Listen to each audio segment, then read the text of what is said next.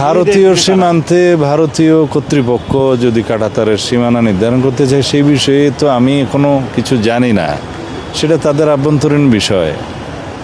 আর আমাদের পক্ষ থেকে সীমান্তে সবসময় বিজিবি সতর্ক অবস্থায় আছে। পশ্চিমবঙ্গে এটা নির্বাচন হয়েছে, এটা একটা অঙ্গরাজ্য, সেখানে সরকারের রাজনৈতিক দলের পরিবর্তন হয়েছে, নতুন একটি রাজনৈতিক সরকার গঠিত হয়েছে সেখানে অঙ্গরাজ্য হিসাবে।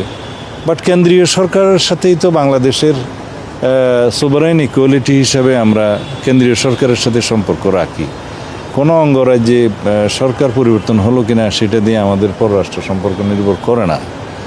আর সীমান্তে আমরা সবসময় সজাগ আছি। সীমান্তে অনুপ্রবেশ বা অন্যান্য যে কোনো রকমের আইন শৃঙ্খলা পরিস্থিতি যাতে মোকাবিলা করা যায় সে বিষয়ে আমরা আমাদের অবস্থান সবসময় পরিষ্কার এবং আমরা সতর্ক আছি।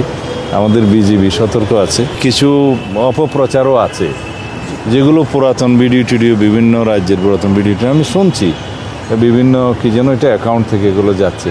বাট সত্যিকার অর্থে এরকম কোনো ঘটনা আমাদের নজরে আসেনি, পররাষ্ট্র মন্ত্রণালয়ের কাছে সে নজরে আসেনি।